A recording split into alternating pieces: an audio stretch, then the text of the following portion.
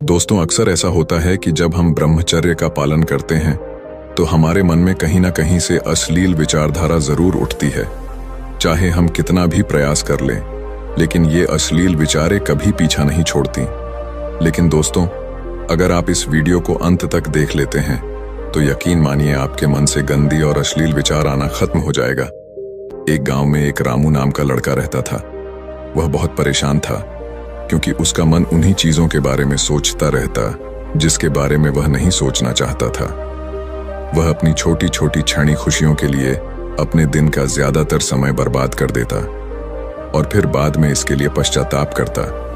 लेकिन वह ना चाहते हुए भी अगले दिन फिर उन्हीं आदतों को दोहराता। रामू अपने माता पिता का अकेला लड़का था। उसके माता पिता धीरे धीरे बूढ़े हो रहे थे और वो जवान, लेकिन वो कुछ भी ऐसा नहीं कर पा रहा था जिससे रामू के माता पिता को उस पर गर्व हो। वह जानता तो था कि वह अपने समय और जिंदगी के साथ गलत कर रहा है, लेकिन वह बहुत कोशिश करने के बाद भी खुद को बदल नहीं पा रहा था। रामू अपनी समस्याओं के बारे में दूसरे बड़े लोगों को बताता और लोग उसे तरह तरह के सुझाव देते, लेकिन फिर भी कुछ भी बदलाव नहीं आ रहा था। अब तो रामू को भी ऐसा लगने लगा था कि उसका बाकी का जीवन ऐसे ही मानसिक बोझ और बुरी आदतों के साथ बीतने वाला है। इसीलिए अब रामू बहुत ही उदास और परेशान रहने लगा था।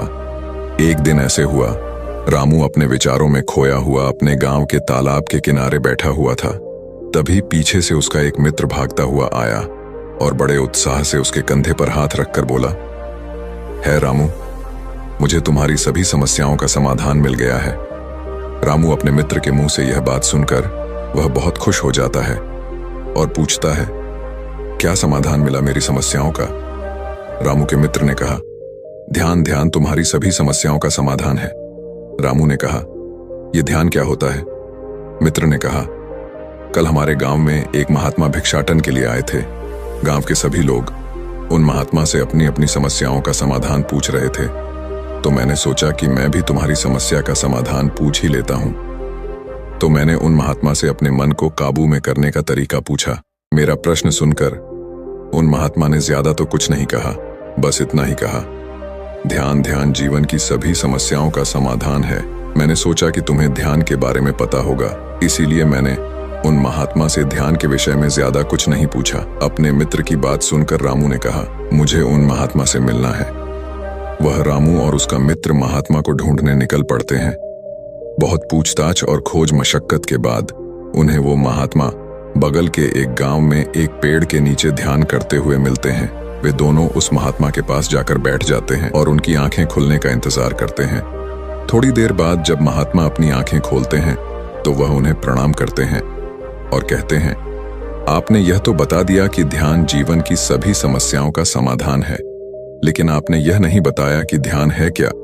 महात्मा ने कहा, ध्यान क्या है इसको मैं शब्दों में समझा पाऊं, इतनी मुझ में सामर्थ्य नहीं, लेकिन अब क्योंकि तुम लोगों ने प्रश्न किया है तो मुझे कुछ ना कुछ तो बताना ही पड़ेगा।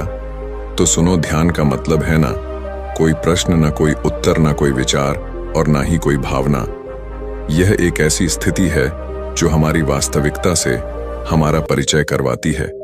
इसी स्थिति में पहुंचकर व्यक्ति के अंदर कोई भी प्रश्न, कोई भी उलझन शेष नहीं रह जाती, क्योंकि उसके सामने सब कुछ स्पष्ट हो जाता है।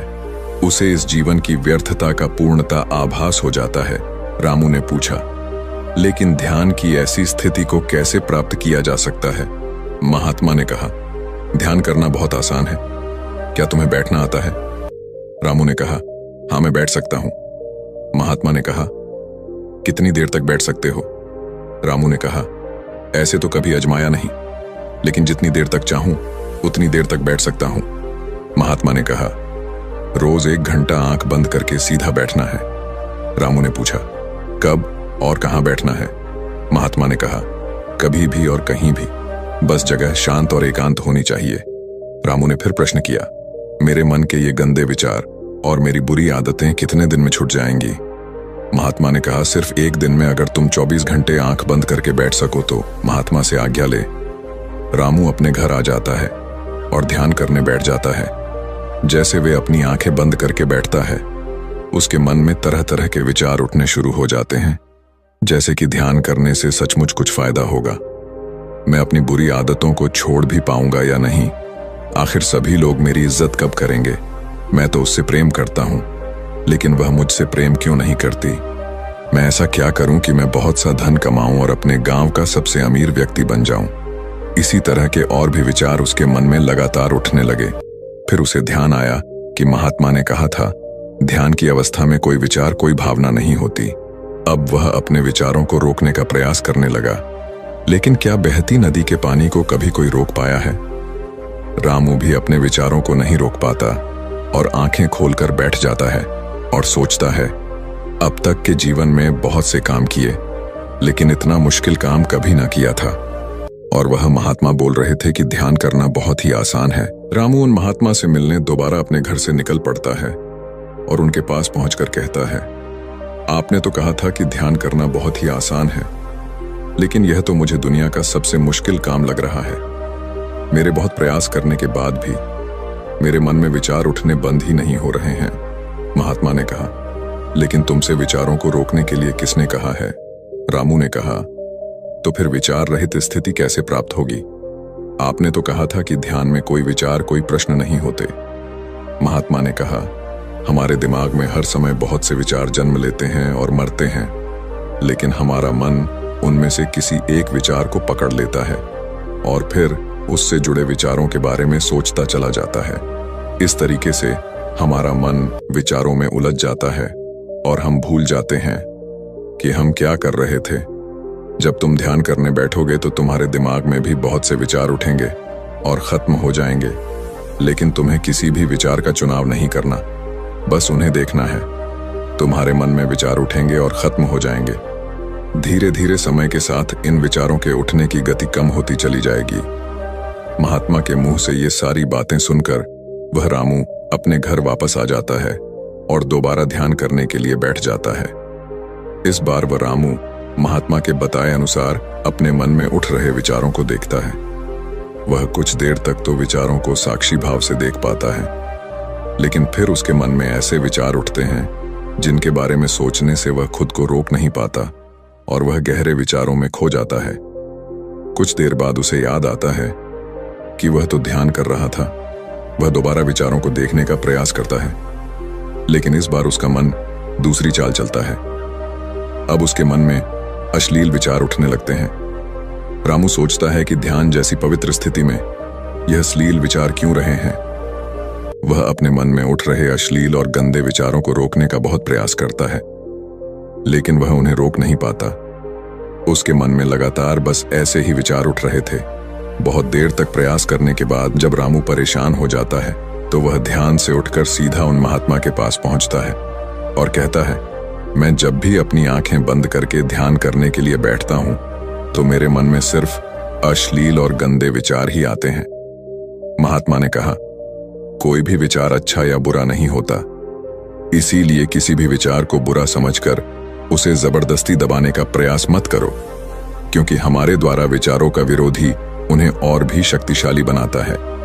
इसीलिए किसी भी विचार का दमन करने का प्रयास मत करो, क्योंकि इस मन की प्रकृति ही ऐसी है कि हम इसे जिस चीज के बारे में सोचने से रोकते हैं, यह उसी चीज के बारे में सबसे ज्यादा सोचता है।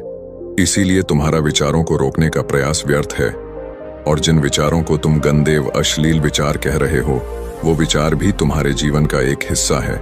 इंसानी जीवन को आगे बढ़ाने के लिए इन विचारों का उठना भी जरूरी है। एक बात हमेशा याद रखना कि जीवन में हम जिस भी चीज को अस्वीकार करते हैं, हमारा मन उसी चीज में सबसे ज्यादा रस देने लगता है। इसीलिए जीवन के किसी भी सच्चाई को नजरअंदाज करने का प्रयास मत करो। हर चीज को स्वीकारो, तभी तुम उससे मुक्त हो पाओगी। लेकिन इसका मतलब ये नहीं कि तुम हर समय काम वासना के विचारों में ही डूबे रहो। तुम्हें ये समझना होगा कि काम वासना हमारे जीवन का एक छोटा सा हिस्सा मात्र है। पूरा जीवन नहीं तो जीवन के इस पहलू को भी स्वीकारो और आगे बढ़ो, क्योंकि इस जीवन में इसके आगे भी बहुत कुछ जानने के लिए है। रामू ने कहा, लेकिन हमारा मन हमारे साथ इतनी चालें क्यों चलता है कि हमारा मन ही हमारा शत्रु है? महात्मा ने कहा, नहीं, मन हमारा शत्रु नहीं है, बस उन्हीं चीजों को अनुभव करना चाहता है जिसमें इसे आराम मिले, आनंद आए।